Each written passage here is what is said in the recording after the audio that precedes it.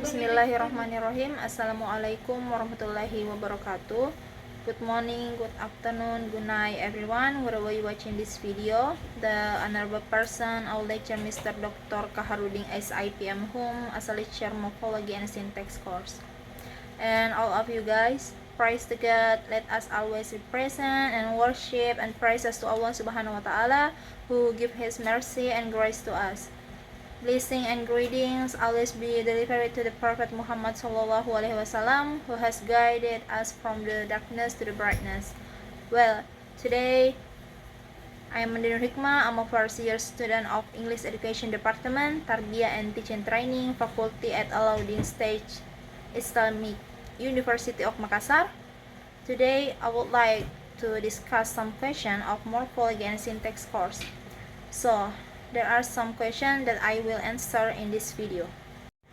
Okay, read the definition of morphology from two different sources, online dictionaries and expert views. What do you know of morphology based on the definition from online dictionaries? My answer is morphology is the branch of linguistics that studies the structure and form of words in a language. It examines how words and form from smaller units called morphemes, which are the smallest meaningful elements of language. Morphology also explores how these units combine to create different word forms and meanings, including inflection, derivation, and compounding. Essentially, it deals with how words are built and how they function in a language grammar. Okay, the next question is, what do you know of morphology based on the definition from expert views? My answer is morphology, according to expert views, is a crucial aspect of linguistics that delves deeper into the internal structure of words. It encompasses several key concepts. The first is morphemes, the fundamental building blocks of words, which can be classified as free morphem, such as standalone words, or bound morphem, such as prefix and suffix. Next, word formation process. This includes derivation, creating new words by adding prefix or suffix, and compounding, joining two or more free morphem. Next, inflection versus derivation. Inflection alters a word to express grammatical feature like tense, number, or case without changing its core meaning, while derivation creates new meanings or new parts of speech. Next, morphological typology. Language can be classified based on their morphological system, such as isolating, minimal use of morphemes, agglutinative, change of morphemes, functional morpheme boundaries are not clear, and polysynthetic complex words with many morphemes. Expert emphasize the importance of morphology in understanding language structure, processing, and evaluation, highlighting its role in semantic and syntax as well. Okay, the next question. Can you express your own understanding on morphology? Explain your answer. Before examining morphology in depth, we need to know word lexeme and word form. The question number one. Do you agree with the statement? Explain your answer and reason for your position. My answer is morphology at its core is about understanding how words are constructive, and how they function within a language. To explore this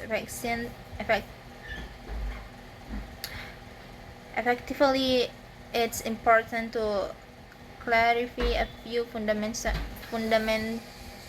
functional concept. The first is word. A word is the smallest unit of language that can stand alone and convey meaning. It is a complete element that can serve as a part of speech, such as a noun, verb, or adjective. Next, lexeme. A lexeme is an abstract unit of meaning that encompasses all the forms a word can take. For example, runs, to be runs, running, and run are all forms of the same lexeme which represent the core meaning of the action. Next, word form. A word form refers to a specific grammatical variant of a lexeme. For instance, dogs and dog are different word forms of the lexeme dog, representing different grammatical features like number, understanding, morphology. Morphology examines how these elements interact and combine. It looks at morpheme, the smaller units of meaning within words. Understanding morpheme help break down complex words into their meaningful components, whether they are roots, prefix, or suffix. Word formation. Morphology studies how new words are created through process like derivation and compounding. This not only enriches vocabulary but also reflects culture and contextual changes. Grammatical relations. Thought inflection morphology show how words transform to convey different grammatical functions, such as tense or plurality. This aspect is crucial for understanding sentence structure and meaning. In summary, morphology is essential for grasping the complexity of language.